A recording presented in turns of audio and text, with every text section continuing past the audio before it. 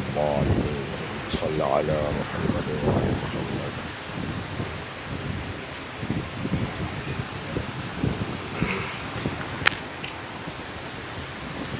اعوذ باللہ من الشیطان الرجیم بسم اللہ الرحمن الرحیم.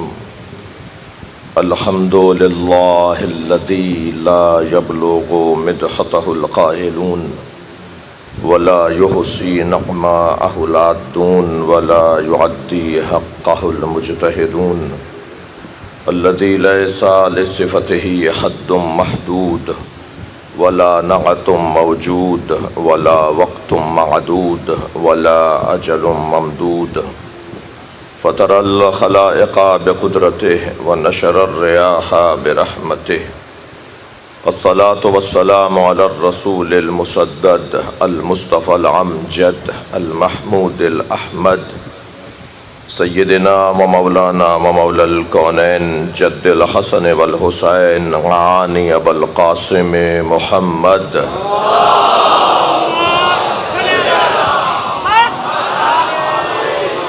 وآله الطيبين الطاهرين المعصومين الذين قال الله إنما يريد الله ليذهب عنكم الرجس أهل البيت ويطهركم تطهيرا.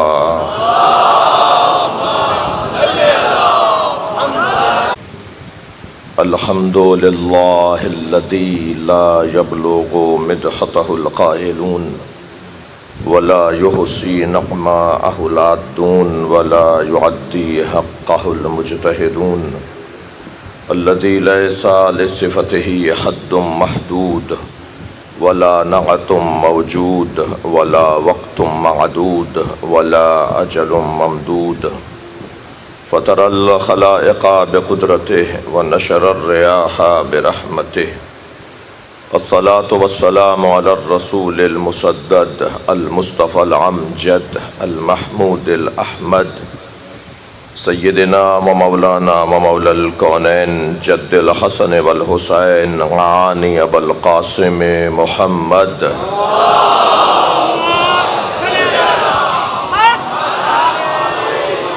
وآله الطيبين الطاهرين المعصومين الذين قال الله إنما يريد الله ليذهب عنكم الرجس أهل البيت ويطهركم تطهيرا.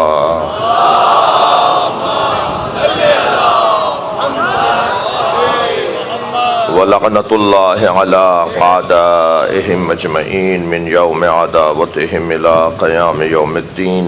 أما بعد قال الحكيم في قرآن الكريم بسم الله الرحمن الرحيم. فلا وربك لا يؤمنون حتى يحكموك فيما شجر بينهم ثم لا يجدوا في أنفسهم حرجا مما قضيت ويسلموا تسليما. صلوات.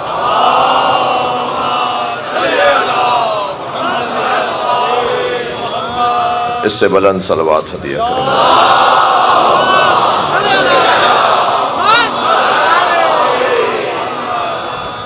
سورہ مبارکہ نساء کی آیہ کریمہ ایک مرتبہ پھر اپنے محترم سننے والوں کے سامنے تلاوت کی گئی.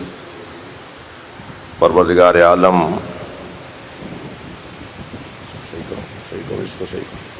امام زمانہ بلند تر صلوات. نہیں، اس کو ٹائٹ کر. اور محمد آل محمد صلوات.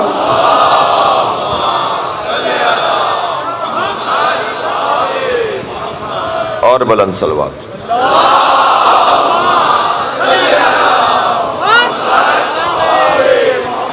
اس سے بھی بلند پڑھی جا سکتی ہے. صلی اللہ علیہ محمد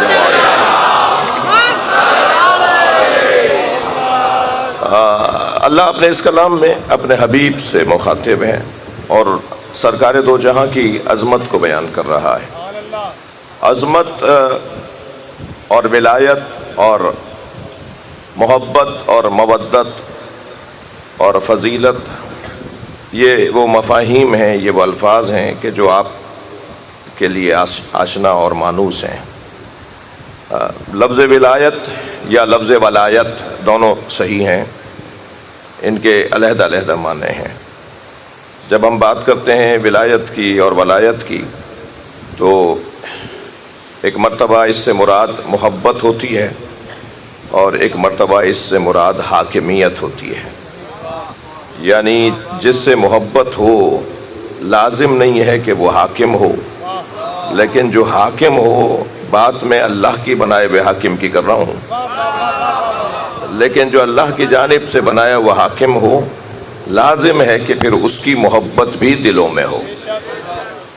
مگر یہ لازم نہیں ہے کہ جس سے محبت ہو ہر محبوب حاکم بن جائے، ہر محبوب رہنما بن جائے، ہر محبوب کو نبی، رسول، امام، خلیفہ مان لیا جائے۔ صلوات پڑھ لیں ذرا محمد و آل محمد۔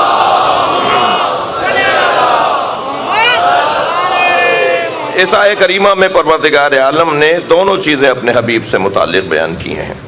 جو لوگ روزانہ مجلس اعظم میں تشریف فرما ہو رہے ہیں وہ میرے مضمون سے آشنا ہیں، اور جو احباب آج تشریف لے کر آئے ہیں، خاص طور پر علماء اہل سنت، ہمارے انصاری صاحب، ان کے ہمراہ مفتی صاحب، سکھ برادری کی نمائندگی، اور جناب مولانا مسعودی صاحب کے ہمراہ کی پورا وفد ہے، تو ان کے لیے خاص طور پہ میں اپنے مضمون کو دہرا دیتا ہوں۔ وقار بھائی اور میر صاحب اور ابرار بھائی تو ویسے ہی میزبان محفل ہیں، مجلس ہیں، اور یہ یہاں مسلسل اس مضمون کو سن رہے ہیں، اور میں بھی کوشش کر رہا ہوں کہ ہر روز ایک نئے صفحے کو کھول کر آپ کے سامنے رکھوں۔ ایک صلوات پڑھیں ذرا محمد و آل محمد۔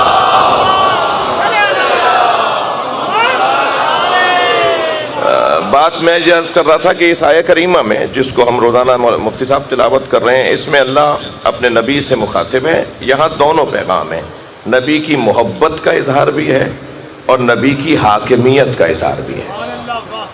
فَلَا وَرَبِّكَ لَا يُؤْمِنُونَ حَتَّى يُحَكِّمُوكَ فِي مَا شَجَرَ بَيْنَهُمْ۔ اے میرے حبیب، وہ مومن ہی نہیں ہو سکتا جو آپ کو اپنے مشاجرات میں، اپنے اختلافات میں حکم نہ مانتا ہو۔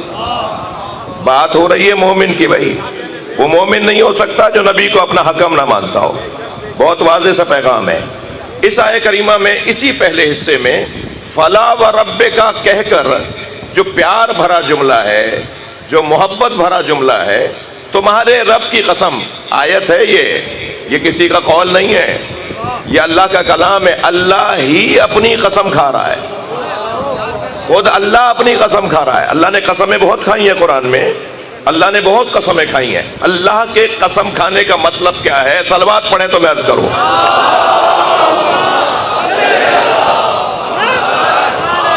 بھائی والشمس وضحاها والقمر اذا تلاها والعصر والصبح اذا تنفس واللیل، یہ جو قرآن مجید میں پروردگار عالم نے قسمیں کھائی ہیں ایام کے مختلف، دن کے مختلف لمحات اور وقتوں کی، یا پروردگار عالم نے بعض جانوروں کی قسمیں کھائی ہیں جی۔ والعادیات سورہ تو آپ کے ذہن میں ہے جی، وہ گھوڑا کے جو میدان جہاد میں مجاہد کو اپنی پشت پر بٹھا کر لے جائے اور تیز رفتاری کی وجہ سے اس کے نتنوں سے سانس لینے کی آوازیں آئیں اور اس کے سموں سے پتھر ٹکرائیں تو چنگاریاں اڑیں، اور پروردگار عالم اس گھوڑے کی قسم کھا لے۔ اے میرے محترم مسلمانوں، گھوڑا تو تمہیں یاد رہا، گھوڑے کی پشت پہ بیٹھا ہوا علی یاد نہیں رہا؟ کون تھا؟ اللہ کا طریقہ یہی ہے بھائی، ایسے ہی سمجھاتا ہے وہ مسلمانوں کو۔ صلوات پڑھ لیں محمد و آل محمد۔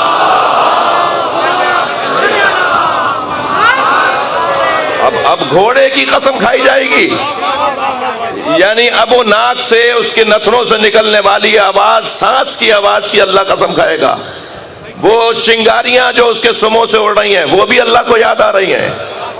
مسئلہ یہ ہے کہ اس نے خدمت کی ہے کہ مجاہد کی، توجہ رہے، اللہ اتنی بھی کسی کی خدمت کو ضائع نہیں ہونے دیتا۔ اگر کوئی گھوڑا کسی مجاہد کو اپنی پشت پر بٹھا کے لے جائے اور مجاہد میدان مار کر آ جائے، مجاہد میدان جیت کر آ جائے تو پھر اس مجاہد کی کیا شان ہوگی جب اس گھوڑے کا یہ مقام ہے جس کے پشت پر وہ مجاہد بیٹھا تھا۔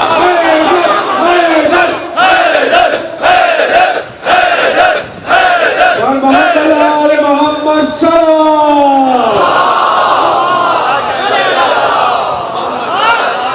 والعصر قسم ہے وقت عصر کی، والنہار قسم ہے دوپہر کی، واللیل قسم ہے رات کی، والصبح اذا تنفسا قسم ہے صبح کی جب وہ سانس لیتی ہے۔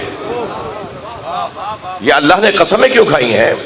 قرآن کے طالب علم بیٹھے ہوئے ہیں، قرآن فہمی کا ذوق رکھنے والے بیٹھے ہیں۔ مجلس اعزا کا تو حاصل ہی یہ ہے کہ قرآن صامت سے بات شروع ہوتی ہے اور قرآن ناطق میں بات تمام ہوتی ہے۔ مجلس قرآن سے باہر جاتی نہیں ہے، اور مجلس کو قرآن سے باہر جانا بھی نہیں چاہیے، اس لیے کہ بہت بڑی تعداد میں لوگوں کو شوق ہے کہ ہر بات قرآن سے دکھائیے، ہر چیز قرآن میں دکھائیے، ہر بات قرآن میں دکھائیے۔ بہت بڑی تعداد میں لوگ ہیں جو اس مسلک پر ہیں کہ ہمیں قرآن کافی ہے۔ یہ بھولے ہوئے ہیں کہ جو یہ کہتے ہیں کہ ہمیں قرآن کافی ہے وہ آج تک الف لام میم کا ترجمہ نہیں کر پائے، وہ آج تک کاف ہا یا عین صاد کا الف لام را کا ترجمہ نہیں کر پائے۔ تو قرآن تو اللہ نے جب کافی قرار نہیں دیا، وما آتاکم الرسول فخذوہ، صلوات پڑھیں تو میں ترجمہ کروں۔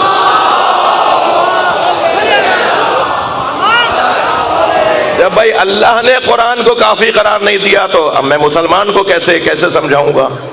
وما آتاکم الرسول فخذوہ وما نہاکم عنہ فانتہوا، میرا رسول جو دے وہ لے لو، جس سے میرا رسول تمہیں روکے اس سے باز آ جاؤ۔ اب فہرست بنائیے نا کہ رسول نے کیا کیا دیا ہے۔ سرکار دو جہاں نے اعلان نبوت کے بعد سے لے کر غدیر کے میدان تک کیا کیا دیا، وہ جو کچھ دیا وہ سب نبی کا فعل تھا، لیکن اللہ کی آواز غدیر کے میدان میں آئی، وَإِن لَمْ تَفْعَلْ فَمَا بَلَّغْتَ رِسَالَتَهُ، تم نے دیا تو بہت کچھ ہے مگر علی نہیں دیا تو کچھ نہیں دیا۔ تو یہ طے ہے کہ قرآن مکمل ہمارے لیے ضابطہ حیات ہے۔ بات یہ ہو رہی تھی کہ کیوں اللہ نے قسمیں کھائی ہیں۔ پروردگار عالم نے، میں اور آپ تو قسم اس لیے کھاتے ہیں تاکہ ہماری بات میں وزن بڑھ جائے، ہماری بات کو مان لیا جائے۔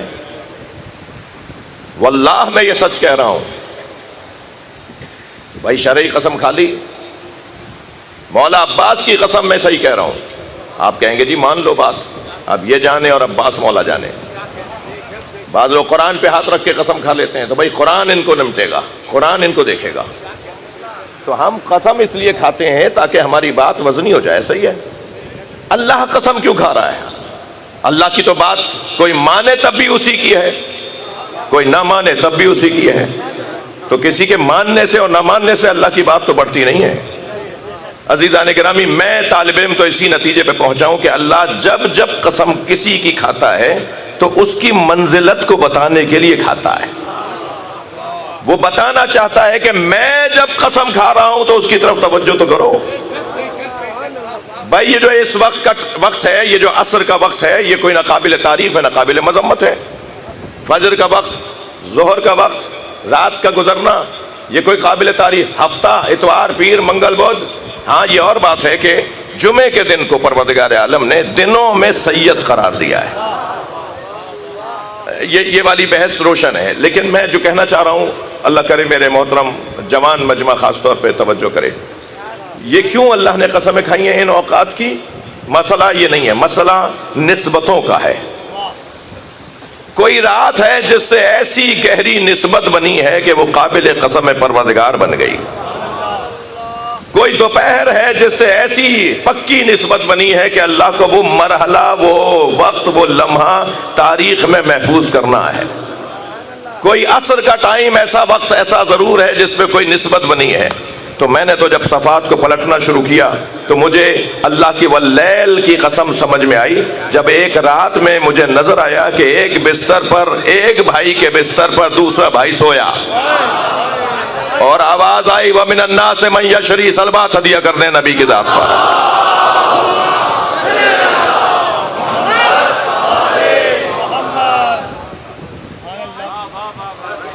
اب میں کیا کروں کہ جب مجمع میرا سننا چاہ رہا ہو اور میں جلدی جلدی گزر جاؤں تو یہ ناانصافی ہے.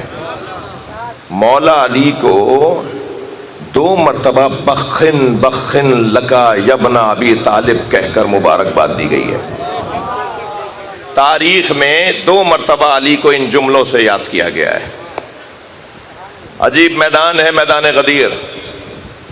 اعلان توحید ہوا تو جھگڑا ہوا، اعلان نبوت ہوا تو اختلاف ہوا، مگر جب اعلان ولایت علی ہوا تو مبارکبادیں دی گئیں. کوئی جھگڑا ہی نہیں ہوا، کوئی لڑائی نہیں ہوئی. دعوت ذو العشیرہ میں اور اس سے پہلے اعلان توحید اور اس کے بعد اعلان توحید. اگر میں کہہ دوں اس پہاڑ کے پیچھے لشکر ہے تو مان جاؤ گے؟ سب نے کہا مان لیں گے. کہا جا کے دیکھو اور نظر نہ آئے تو کیا کہو گے؟ تو کہنے لگے کہیں گے کہ ہماری آنکھیں دھوکہ کھا رہی ہیں، عبداللہ کا بیٹا جھوٹ نہیں بولتا. جب سرکار نے یہ اقرار لے لیا نا کہ میں جھوٹ نہیں بولتا، میں صادق ہوں. بھئی دیکھیے نبی کی عصمت کی 2 روشن دلیلیں ہیں، ان کا صادق ہونا اور ان کا امین ہونا. صادق ہونے کا تعلق توحید کے ساتھ ہے، امین ہونے کا تعلق ولایت علی کے ساتھ. جو ان کے پاس چیز تھی وہ انہوں نے سالم ہاتھوں میں دے دی، یہ ہے امانت داری. اور جو اللہ کے ہونے پر نبی مکرم نے رہنمائی عطا فرمائی، یہ ان کی صداقت کی دلیل ہے. یہ دونوں توحید اور ولایت، یہ دونوں نبی مکرم کی عصمت کو ثابت کرتے ہیں. جتنا مجھے عقیدہ توحید سمجھ میں آئے گا اتنا نبی کا صادق القول ہونا سمجھ میں آئے گا. جتنا مجھے ولایت علی سمجھ میں آئے اتنا ہی مجھے نبی کا امین ہونا سمجھ میں آئے گا. توجہ کر لیا آپ نے؟ تو توحید کے اعلان کے موقع پر بھی جھگڑا ہوا، فساد ہوا. حضرت نے فرمایا قولوا لا الہ الا اللہ تفلحوا، کہو لا الہ الا اللہ فلاح پا جاؤ گے. نہیں مانی بات نبی کی، جی نہیں مانی. کیا ہوا حضرت سمیہ کے ساتھ؟ کیا ہوا حضرت یاسر کے ساتھ؟ کیا ہوا حضرت بلال حبشی رضوان اللہ تعالی علیہم کے ساتھ؟ ان ہستیوں کو اسی عقیدہ توحید کے اعلان اور اظہار اور اقرار کی خاطر کتنی اذیتوں کا سامنا کرنا پڑا. پہلے مجاہد ہیں، پہلے شہید ہیں، پہلے لوگ ہیں جنہوں نے آغاز میں حوصلہ بخشا بہت سارے مسلمانوں کو اور بہت سارے زندہ ضمیروں کو، ان کے ضمیروں کو آمادہ کیا کہ وہ اقرار توحید کریں. جھگڑا ہوا نا، مسئلے ہوئے نا. اچھا نبی مکرم نے بھی یہ نہیں فرمایا تھا کہ میرا اللہ مان لو، اس لیے کہ اگر نبی نے فرمایا ہوتا میرا اللہ مان لو تو اللہ ماننے میں تو پہلے ہی غنی تھے. یہ 365 اللہ تو پہلے ہی مان چکے تھے، ایک اور مان لیتے. نبی نے یہ کب فرمایا میرا اللہ مان لو؟ سرکار نے فرمایا سارے الہوں کا انکار کرو پھر میرا اللہ مانو. تو مزاج میں نہیں ہے بھائی، مزاج میں نہیں ہے انکار کرنا. توجہ میرے ساتھ ہے. مہمان تشریف فرما ہو جائیں تو میں مجلس پڑھوں. ایک صلوات پڑھیں. محمد آل محمد سلام.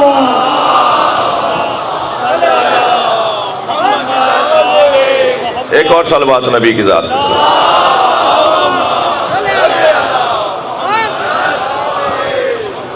توجہ میرے ساتھ ہے. سب بولو بھائی بسم اللہ. سب بلند صلوات ہدیہ کرو نبی کی ذات. اللہم صلی علی. تو مسئلہ یہ تھا کہ نبی مکرم نے فرمایا سب کا انکار کرو، ایک میرے اللہ کا اقرار کرو. کہو لا الہ اور پھر کہو الا اللہ. سب کا انکار، ایک اللہ کا اقرار. یہ نبی، یہ اعلان توحید لوگوں کو پسند نہیں آیا. اور جب اعلان نبوت کا مرحلہ آیا تو وہاں بھی کچھ ایسا ہی ہوا. 3 دن تک تو دعوت ذو العشیرہ چلتی رہی. اور جب بھی نبی مکرم اپنے نبوت کا اعلان کرنا چاہتے تھے، وانذر عشیرتک الاقربین، قرآن نے نبی کو یہ رہنمائی فرمائی تھی کہ تم پہلے اپنے خاندان والوں کو بتاؤ کہ تم کون ہو، پہلے گھر والوں کو بتاؤ.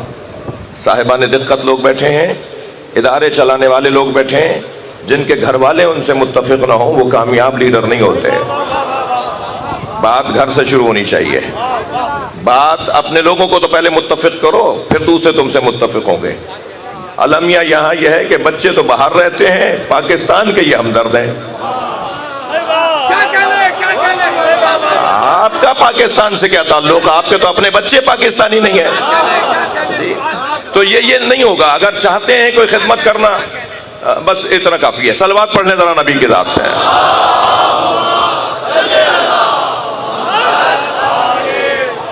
تو نبی مکرم نے پہلے گھر والوں سے، آمادہ ہے نا آپ بات سن رہے ہیں؟ میرے سیدھے ہاتھ والے بھی، میرے بائیں ہاتھ والے بھی، آپ اور سامنے والے بھی، میمنہ بھی، میسرہ بھی، اور قلب لشکر بھی، اور ہم سب مل کر بلند صلوات پڑھ لیں۔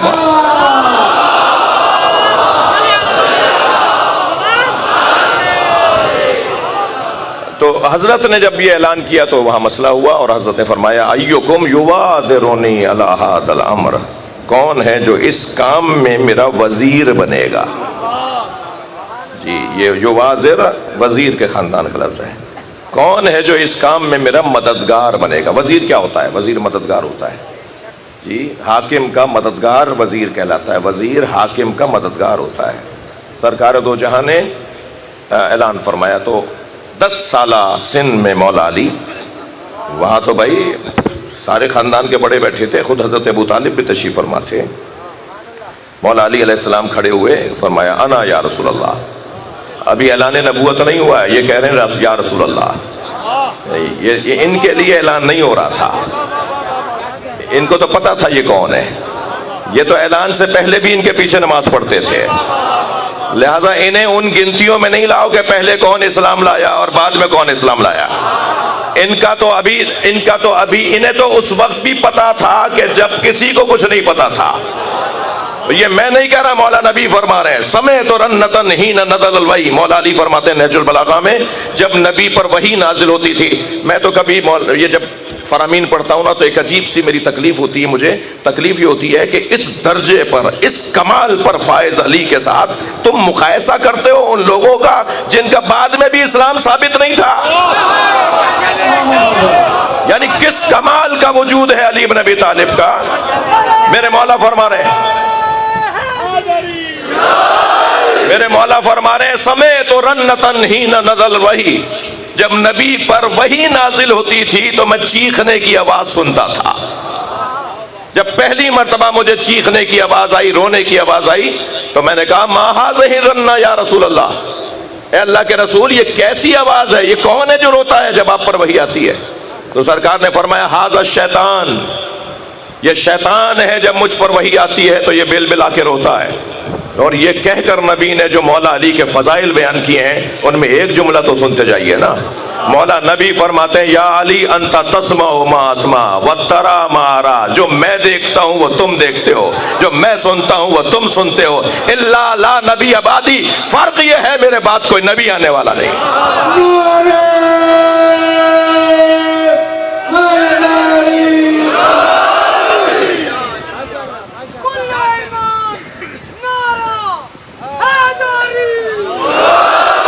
اعلان توحید کے موقع پہ بھی فساد ہوا، جھگڑا ہوا، اعلان نبوت کے موقع پہ بھی جھگڑا ہوا، فساد ہوا۔ بھائی اہل دقت سے اور صاحبان فہم و فراست سے میں اب کی منزل پر توجہ زیادہ چاہوں گا، لیکن جب مولا علی کی ولایت کا اعلان غدیر کے میدان میں ہوا تو یہ واحد اعلان ہے جس پہ مبارکبادوں کی آوازیں بلند ہوئیں۔ 200 سے زیادہ صحابہ کرام نے علی کی شان میں قصیدہ کہا۔ یہ قصیدہ کہنے والے وہ شاعر تھے جو فی البدی قصیدہ کہہ سکتے تھے۔ شاعری میں ادیب حضرات تشریف فرمائے ہیں، شاعری میں فی البدی کہنا اور آمد کی کیفیت مسلسل رہنا۔ میں کم سن تھا، میں نے انیس دورہ حضرت نسیم امروہی علی اللہ مقامہ کی زیارت کی، یعنی نہ صرف زیارت کی، ان کے وہ جو بچے کسی کونے میں چائے پانی پلانے کے لیے بیٹھے ہوتے ہیں ان میں سے ہم رہے کوئی 7-8 سال۔ تو مجھے یہ ہے کہ انہوں نے ہمارے آبائی امام بارگاہ میں پہلا اشرا تحت اللفظ کا مرثیہ تحت اللفظ میں وہ پڑھتے تھے، اپنا مرثیہ اور مرثیے کی سماعت، مجمع بھرپور ایسے ہی، جس شخصیت کی طرف نگاہ اٹھا کے دیکھیں وہ اپنے وقت کا ادیب اور شاعر اور اردو کا ایک ماہر، اور میر جناب نسیم امروہی مرثیہ پڑھ کرتے تھے۔ میں نے ندیم بھائی نسیم امروہی کو اپنی آنکھوں سے دیکھا۔ ایک مرتبہ ہمارے ایک بزرگ تھے بنیاد علی تقوی صاحب، انہوں نے ان کو ایک مصرع دیا کہ حضور اس پہ کچھ کہہ دیجئے، تو انہوں نے وہ مصرع لیا اور قلم اور کاغذ تو ان کے سامنے رکھا ہی ہوتا تھا، تو انہوں نے بغیر قلم ہٹائے، بغیر مصرع کاٹے ہوئے 25 شعر کہے، کہتے چلے گئے جیسے پہلے سے ان کے ذہن میں سارے مصرے ہوں، اور نیا کلام انہوں نے اس وقت میں، اس قادر الکلام شاعر، تو یہ کم بات نہیں ہے۔ میں نے آج 6 محرم کو بھی انیس دوران نسیم امروہی کا تذکرہ کیا ہے۔ اللہ ان کی وجہ سے کتنے عزائی خدمات سر انجام پائے ہیں، کیا کیا ہوا ہے ان بزرگوں کی وجہ سے، اللہ ان کی مغفرت فرمائے۔ بلند صلوات مغفرت کے لیے پڑھ لیں۔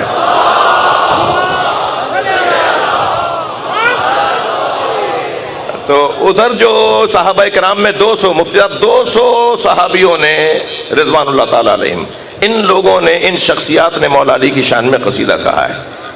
ایک قصیدے کا تو پہلا مصرع مجھے یہ دل کر رہا ہے آپ کو سنا دوں، اور وہ مصرع محاورہ بن گیا عربی زبان کا، اور وہ مصرع، وہ شعر جب سنایا گیا کہ جب مولا کی شہادت بھی ہو گئی، ابن عباس کا سامنا ہوا اس شاعر سے، تو کہا کہ علی دنیا سے چلے گئے، کیسا لگتا ہے، علی یاد آتے ہیں؟ تو حضرت ابن عباس کی آنکھوں میں آنسو آ گئے اور کہا کہ علی کے بغیر تو، ان کی یاد کے بغیر تو ہمارا کوئی دن ہی نہیں گزرتا۔ تو کہنے لگے کیا صرف تم ہی چاہتے ہو علی کو؟ ہم نہیں چاہتے۔ اپنے حجرے میں گئے اور ایک کاغذ نکال کر لائے، ایک تحریر نکال کر لائے، اب وہ کاغذ پر تھی، پتے پر تھی، تحریر نکال کر لائے۔ کہنے لگے کہ تم سمجھتے ہو کہ میرا علی سے کوئی مشاجرہ تھا، اور وہ صحیح ہے کہ ایسا تھا، مگر جب علی دنیا سے گئے تو علی کے جانے کے بعد مجھے اپنا وہ قصیدہ یاد آیا جو میں نے غدیر میں کہا تھا، اور پھر اس قصیدے کو میں آج تمہیں سنانا چاہتا ہوں۔ تو اس کا جو پہلا مصرع تھا، وہ مصرع یہ تھا کہ الفضل ما شہدت بہ العدا، یہ عربی میں محاورہ ہے، فضیلت تو ہے ہی وہ جس کا اقرار دشمن کرتا ہو۔ بھائی صلوات پڑھ لیں محمد و آل محمد۔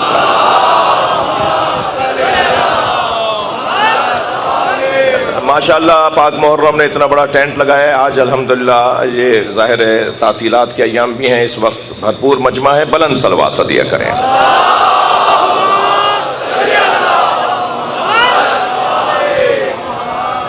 تو بات روشن ہے کہ اعلان توحید کے موقع پہ ایسا ہوا، اعلان نبوت کے موقع پہ بہت کچھ ہوا، مگر اعلان ولایت علی مولا کے موقع پر مبارکبادیں دی گئیں، اور سب سے زیادہ جو مشہور مبارکباد ہے وہ تو حضرت عمر کی ہے۔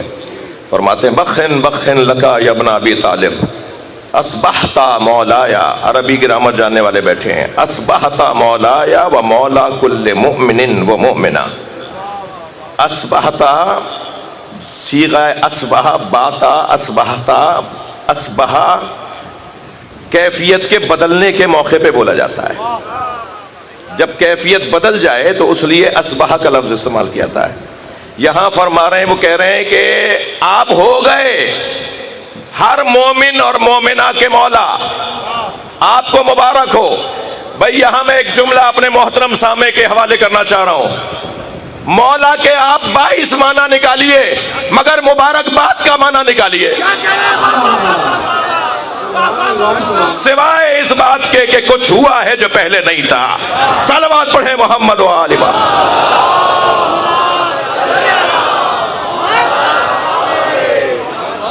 عصمت علی ابن ابی طالب پر بلند تر صلوات۔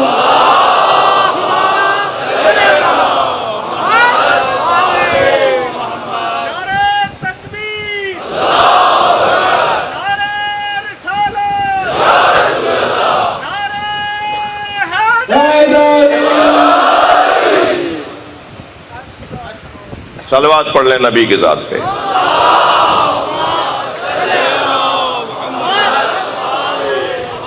تو یہاں نبی مکرم سے متعلق پروردگار عالم نے جو قسم کھائی ہے، فلا وربک، تمہارے رب کی قسم. جی وہ جو نسبتیں ہیں نا، وہ رات کی نسبت تو شب ہجرت کی ہے، والنہار کی نسبت غدیر کی ہے، والعصر کی نسبت عصر عاشورہ کی ہے. یعنی کوئی ایک وقت ایسا تاریخ میں آنے والا ہے جو قابل قسم پروردگار ہے. یہ والشمس وضحاہا بہت روشن بات ہے. میں نے بات کی ہے تو ذرا اسے مکمل کر دوں کہ یہ سورج جو ڈوب جائے، یہ سورج جو غروب کر جائے، یہ جو سورج گہن خوردہ ہو جائے، اس سورج کی اللہ قسم نہیں کر رہا، بلکہ کوئی سورج ہے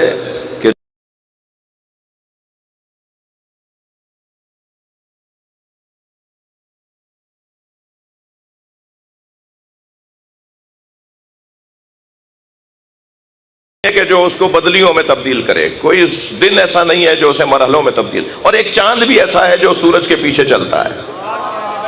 جی والشمس وضحاہا والقمر اذا تلاہا، قسم ہے سورج کی جب وہ مکمل چمک رہا ہوتا ہے، اور قسم ہے چاند کی جو سورج کے پیچھے پیچھے چل رہا ہوتا ہے. وہ سورج کون سا ہے جس کی قسم اللہ کھا رہا ہے؟ وہ سورج محمد مصطفیٰ ہے. وہ چاند جو سورج کے پیچھے چلتا ہے اسے علی بن ابی طالب کہا جاتا ہے. نہ اس سورج کو کبھی گہن لگے گا، نہ کہ اس چاند کو کبھی گہن لگے گا. یہ ہمیشہ تابناکی کے ساتھ روشن رہیں گے ہمارے دلوں پر، ہمارے دماغوں پر. صلوات پر محمد و آل محمد.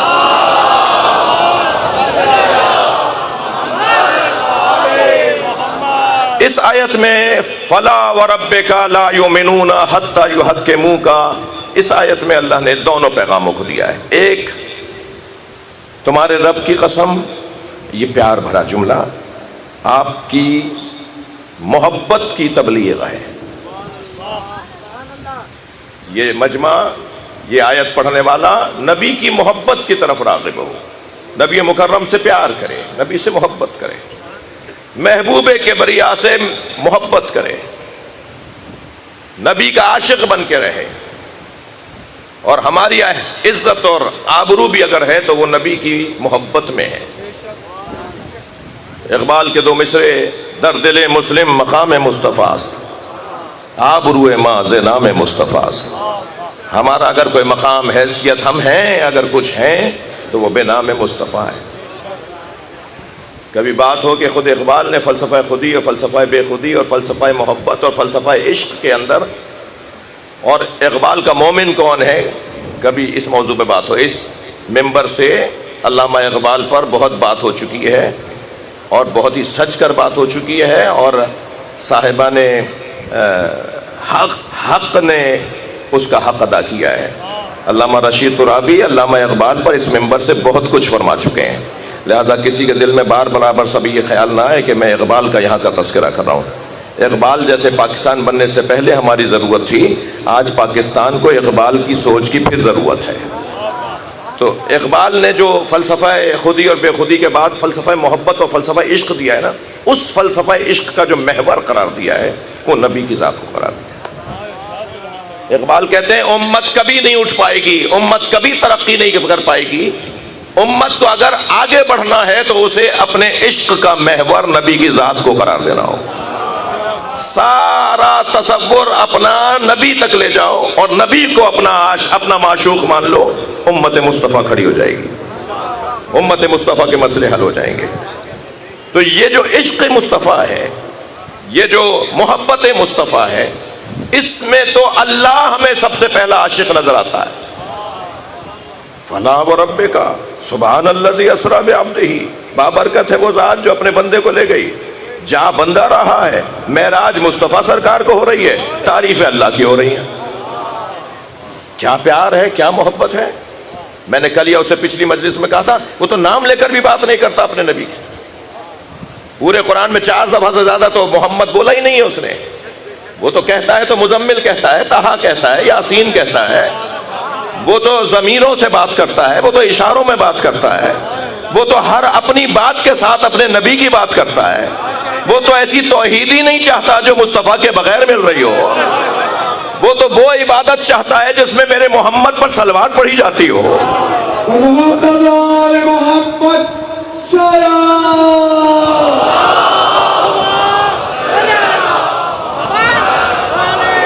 تو پہلا پیغام پیغام اس آیہ کریمہ کا نبی مکرم کی محبت کا اظہار ہے، اور دوسرا پیغام نبی مکرم کی حاکمیت کا اظہار ہے۔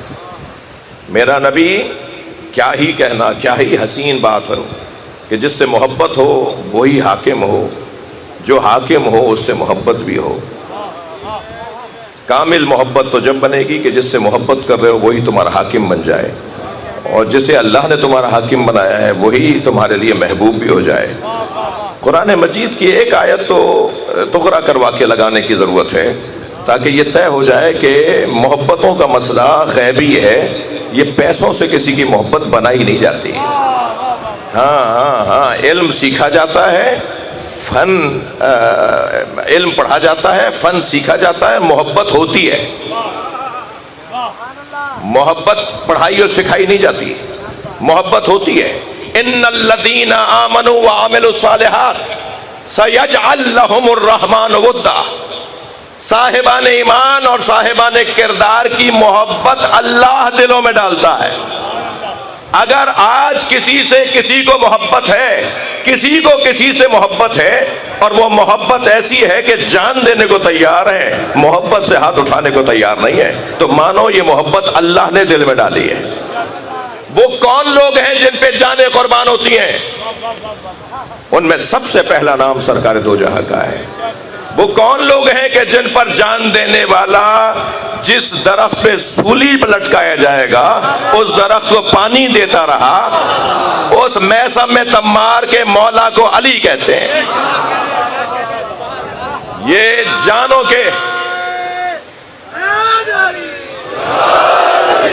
کے نذرانے دینے والے، اپنے آپ سے گزر جانے والے، یا ہمیں نبی کے عاشق نظر آئے، یا ہمیں علی کے عاشق نظر آئے، یا کربلا میں ہمیں حسین کے عاشق نظر آئے۔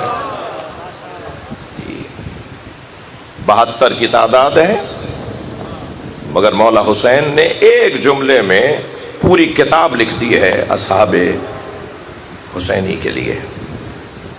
شہداء کربلا کے لیے امام حسین کا ایک جملہ مکمل کتاب ہے۔ انی لا ارا اصحابا کا اصحابی۔ چراغ بجھا دیا تھا تاکہ جو جانا چاہتا ہے وہ جاتے ہوئے شرمسار نہ ہو۔ پھر یہ بھی فرما دیا تھا کہ اگر چاہو تو ایک ایک اہل بیت کے فرد کو اپنے ساتھ لے جاؤ تاکہ تمہارے پاس عذر قائم ہو سکے کہ تم نے اہل بیت کی حفاظت میں ایسا کیا۔ مگر جب چراغ گل کر کے دوبارہ روشن کیا گیا تو کوئی اپنی جگہ سے ہلا نہیں،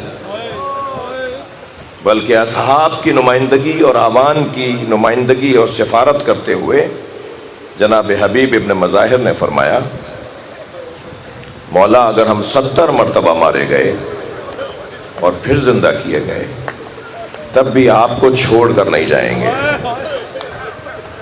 ایک جملہ تو بڑا عجیب فرمایا حضرت حبیب ابن مظاہر نے، فرمایا اگر آپ ہم سے کہیں تو ہم اپنے ہاتھوں سے اپنی گردنیں کاٹ سکتے ہیں مگر آپ کو تنہا چھوڑ کے نہیں جا سکتے۔ ساری رات بھی کل صبح عاشور کی تیاری میں رہے، اور صبح عاشور تو اصحاب ایک دوسرے سے اس انداز سے ملاقاتیں کر رہے تھے کہ جیسے شوق شہادت اور رغبت شہادت اور اپنے رب سے ملنے کا شوق اور اپنے مولا پہ قربان ہونے کا جو ذوق ہے وہ دیدنی ہے تاریخ کربلا اور مقتل کربلا میں۔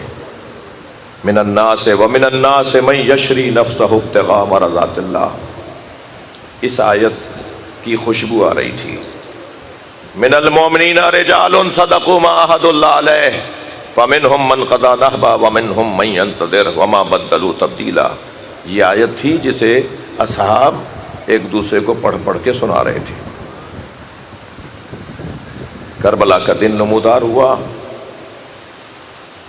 امام نے ہر مجاہد کا لاشا خود اٹھایا۔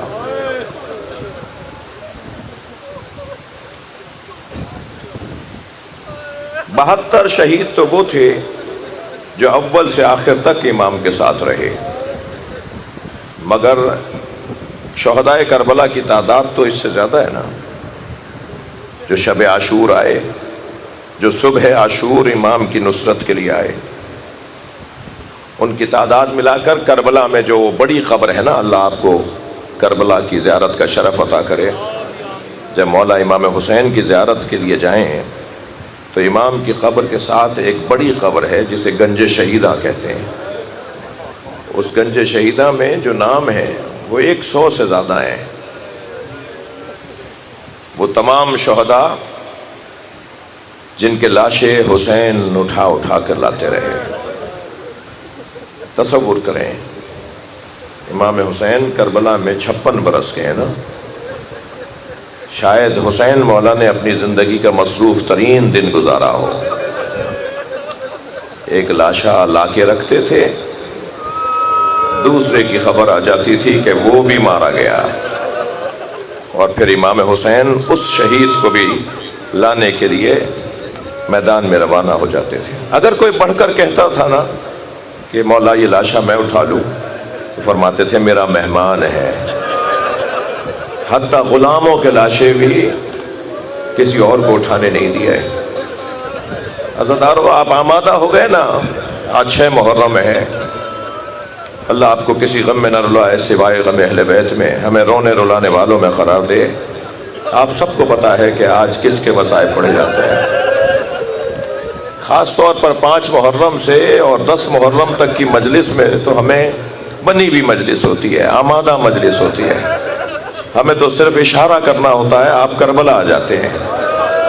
امام حسین نے عاشور کے دن لاشیں تو بہت اٹھائے، مگر 4 لاشوں پر حسین بہت روئے. خود امام کی آنکھوں سے آنسو، زبان پر کلمات تشکر، شکرن شکرا حقن حقا کے الفاظ، مگر آنکھوں میں امام کے آنسو آ جاتے تھے. وہ 4 لاشیں، میں نام لوں گا تو آپ کی آنکھوں میں آنسو ہیں، آ جائیں گے. جو رونے آئے ہیں ان کے لیے 4 نام لے دیتا ہوں. پہلا نام جس پر حسین بہت روئے، حضرت قاسم کا نام. اپنے یتیم بھتیجے کا لاشا، امام حسن مجتبیٰ کے فرزند کا لاشا. کل 7 محرم کو اس شہزادے کو مہمان بنائیں گے نا آپ. دوسرا لاشا جس پر امام حسین بہت روئے وہ ہے علی اکبر کا لاشا. مجھے اجازت دیجئے 9 محرم کو حضرت علی اکبر کو سلام کریں گے. جو جہاں بیٹھا ہے اپنی آوازوں کو آزاد کرے گا. جن کے مذہب میں رونا جائز ہے وہ تکلف کر کے نہ روئیں. جب آپ بلند آواز سے روتے ہیں ائمہ اہل بیت دعا دیتے ہیں. یہ دوسرا لاشا جس پر امام حسین کی آنکھوں میں آنسو بہت آئے. تیسرے لاشے کا نام بتاؤں؟ ایک مرتبہ دل دہل جاتا ہے یہ نام سن کر. ایک احترام کے لیے پورا وجود ایک مرتبہ کھڑا ہونے لگتا ہے، پورا وجود آمادہ استقبال ہونے لگتا ہے. اور تیسرا نام ہے عباس کا نام. امام اپنے بھائی کا لاشا نہر کے کنارے چھوڑا ہے، اس لیے کہ حضرت عباس نے فرما دیا تھا مولا میرا لاشا خیمے نہ لے جائیے گا. حق ہے ایسے رونے کا. یہ تیسرا لاشا جس کا بھی نام سنا ہے تو آپ سے رہا نہیں گیا. چوتھے شہید کا نام بتاؤں؟ چوتھا شہید جس پر حسین بہت روئے وہ چھوٹا بہت تھا مگر حسین سے اٹھتا نہیں تھا. کبھی آگے جاتے تھے انا للہ، کبھی الٹا پیر واپس آتے تھے رضن بقضائہ و تسلیماً. اجرکم اللہ، اجرکم اللہ. مجھے جلدی نہیں ہے، میں نے قصداً مصائب کا دورانیہ طے کیا کہ آج کچھ دیر آپ کے ساتھ زیادہ رہا جائے. 6 مہینے کا بچہ. مجھے اندازہ ہے مجلس میں خواتین بھی آئی ہوئی ہیں، اور جو یہاں مرد بیٹھے ہیں ان کے گھروں میں بھی دودھ پیتے ہوئے بچے تو ہیں. جن گھروں میں دودھ پیتے ہوئے بچے ہیں وہ میری باتوں کو زیادہ محسوس کریں گے. اگر دودھ پیتے ہوئے بچے کی ماں دیکھے کہ اس کا بچہ بھوکا ہے تو اس کا کسی کام میں دل نہیں لگتا. وہ کبھی شوہر سے کہتی ہے، کبھی اس بچے کے بھائی سے کہتی ہے، گھر میں جو مل جائے جو نظر آ جائے اس سے کہتی ہے میرا بچہ بھوکا ہے. عزادارو، یہ چھوٹا بچہ کتنے گھونٹ دودھ لیتا ہوگا. اللہ اکبر. میرے ایک ہندوستان کے دوست، بنارس انڈیا کے رہنے والے، میرے ساتھ قم میں وہ طالب علم تھے، بہت فاضل عالم دین ہے، اس وقت بمبئی میں. وہ بیان کر رہے تھے کہ بنارس میں ان کے شہر سے روز عاشور تعزیے کا جلوس نکلتا ہے اور وہ رستوں سے گزرتا ہوا مراحل کو طے کرتا ہوا کربلا میں جا کے ختم ہوتا ہے. کہنے لگے جلوس ایک سال ہمیشہ کی طرح نکلا تو میں اپنے چند دوستوں کے ہمراہ اس جلوس میں ہم آگے کی طرف چلے گئے تاکہ آگے انتظام دیکھ سکیں کہ روڈ رستے کی صفائی ستھرائی کے انتظام کیسے ہیں. کہنے لگے ہم آگے جا رہے تھے، جلوس پیچھے تھا، تو اچانک ہماری توجہ ہوئی کہ سامنے جو چوک ہے اس پہ ہزاروں کی تعداد میں ہندو عورتیں کھڑی ہیں. کہنے لگے جب ہم قریب گئے تو ایک عجیب بات اور نظر آئی، وہ یہ کہ ہر گود میں دودھ پیتا ہوا بچہ تھا. کہنے لگے جب ہم ان کے برابر سے گزرے تو ایک خاتون کی آواز آئی، بھائی مسلمان لگتے ہو؟ تو میں نے کہا ہاں مسلمان ہیں. کہنے لگے مسلمان ہو تو بتاؤ بابا حسین کا جلوس کب آئے گا؟ کہنے لگے میں نے ان سے کہا تمہیں بابا حسین کے جلوس کا انتظار کیوں ہے؟ کہنے لگے تمہیں نہیں پتا آج حسین کا بچہ بھوکا مارا گیا تھا. آج ہم اپنے بچوں کو دودھ نہیں پلاتے جب تک تعزیہ دفنا نہ دیا جائے.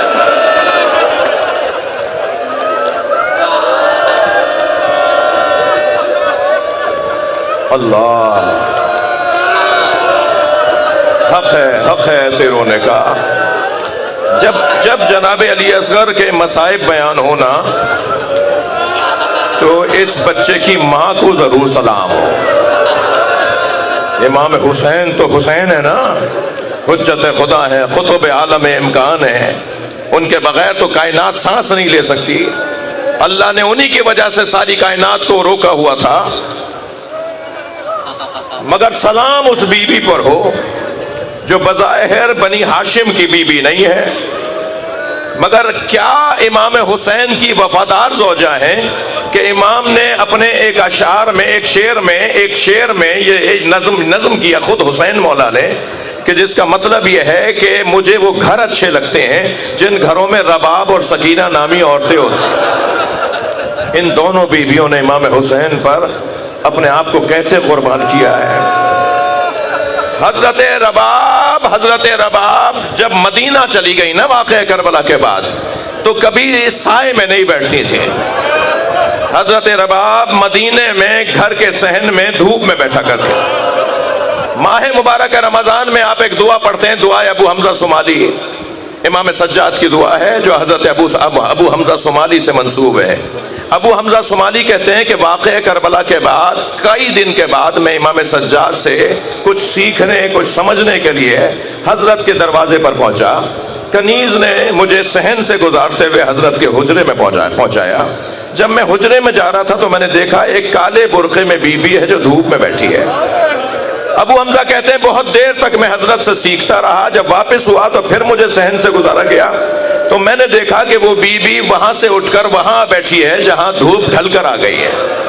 وہ چادر میں برقعے میں ایک بی بی دھوپ میں بیٹھی ہے. ابو حمزہ کہتے ہیں میں کھڑا ہو گیا تو امام نے مجھے آواز دے کر کہا ابو حمزہ کیوں رک گئے ہو، جا کیوں نہیں رہے، کیا مسئلہ ہے، کیا بات ہوئی ہے، کیا کچھ پوچھنا چاہتے ہو؟ تو میں نے کہا مولا شاید کسی غلطی پر آپ نے اپنی کنیز کو سزا دی ہے. مولا مدینے کی گرمی بڑی شدید ہے، اسے میری وجہ سے معاف کر دیجئے.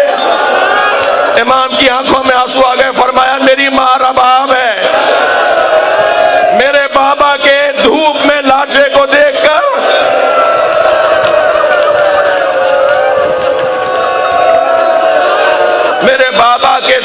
لاشے کو دیکھ کر بابا سے وعدہ کر کے آئی تھی کہ جب تک زندہ رہوں گی کبھی سائے میں نہیں بیٹھوں گی. امام سجاد برابر میں جا کے بیٹھے. اماں آپ تو غیر بھی کہتے ہیں سائے میں آ جائیے. تو کانپتی بھی آواز میں فرمانے لگی ہرملا مارا گیا.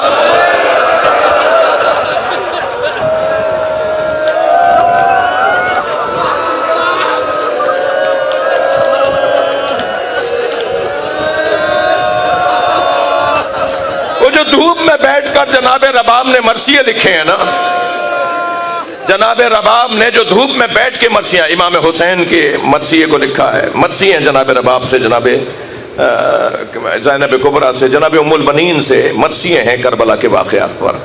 حضرت رباب نے جو ان میں ایک مرثیے کے ایک شعر کے مفہوم کو بیان کروں گا۔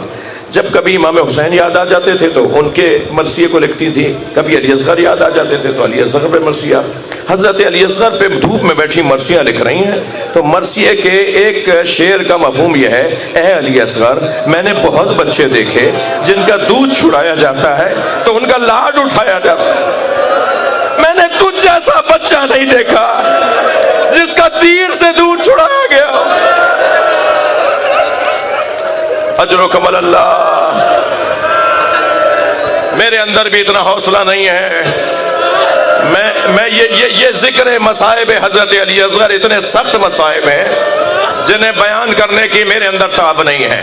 بس ایک بات کر کے میں آپ سے اجازت چاہوں گا، عزادارو، یہی 6 محرم چند سال پہلے ایک جوان میرے پاس آیا، کہنے لگا مولانا میں مچھلی خرید کر لایا، میں نے بڑی باجی بہن سے کہا کہ آپا مجھے مچھلی تل دو، تو دادی تخت پر بیٹھی ہوئی تھی، انہوں نے آواز دے کر کہا بیٹا محرم میں مچھلی نہیں کھاتے۔ تو میں نے دادی سے کہا دادی حلال محمد تو حلال ہے، محرم ہو یا ربیع الاول ہو۔